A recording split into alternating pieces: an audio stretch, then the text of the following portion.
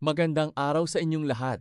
Nais ko lang pong ibahagi ang mga simpleng patakaran sa daan na madalas kong napapansin na hindi sinusunod, mga bagay na nagiging sanhi ng aksidente. Kaya sana ay pagtuunan natin ito ng pansin.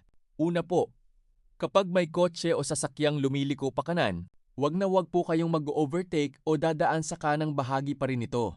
Akala natin minsan ay makakalusot tayo, pero hindi natin sigurado kung ano ang ginagawa ng driver sa loob o kung may tumatawid sa kabilang daan.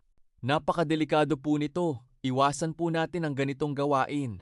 Pangalawa naman, kapag papasok kayo sa main road, galing sa maliit na daan o gilid, kailangan po ninyong mag-full stop muna o kaya ay magbawas ng husto ng takbo.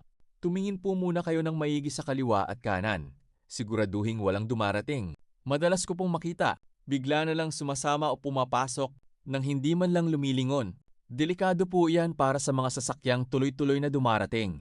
Idadagdag ko pa po, bawal na bawal din ang pag-overspeeding at pag-overtake kapag papaliko na o nasa kurbada na ang daan. Marami po ang nagmamadali, kaya kahit liko na ay pipilitin pang umabutan. Hindi natin nakikita kung ano ang nasa kabilang panig at walang oras para huminto kung may darating, kaya wag na huwag po natin gagawin iyan. At tungkol naman sa tanong, kapag nagkasalubong kayo at ang isa ay liliko pa kanan, habang ikaw naman ay liliko pa kaliwa, sino ang may karapatan? Tandaan po, ang sasakyang lumiliko pa kanan ang laging may unang karapatan na dumaan. Ikaw na liliko pa kaliwa ay kailangang maghintay muna hanggang sa makadaan na siya bago ka tumuloy. Ang mga patakarang ito ay hindi po para magpahirap. Ito ay para ligtas tayong lahat makauwi sa ating mga pamilya. Maging mapagmasid, magbigayan, at sumunod tayo sa tamang daan.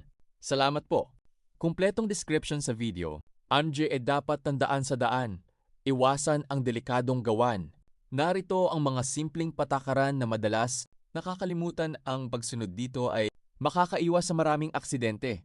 Una, huwag mag-overtake sa kanan kapag may liliko pa kanan. Huwag dadaan sa kanang bahagi ng sasakyang papakanan. Maaring may hindi nakikita o biglang magbago ang galaw ng driver. Pangalawa, huwag pumasok sa main road nang walang pagtingin. Galing sa side road, maghinto o mag-manner muna. Tumingin sa kaliwa at kanan bago sumama sa daloy. Huwag biglang pumasok nang walang babala. Pangatlo, bawal mag-overtake sa papikon o kurbada. Huwag magmadali.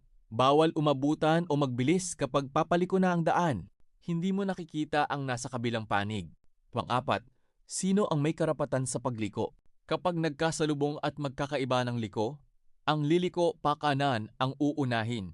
Ang liliko pa kaliwa ay dapat maghintay muna. Mag-ingat po tayong lahat sa biyahe.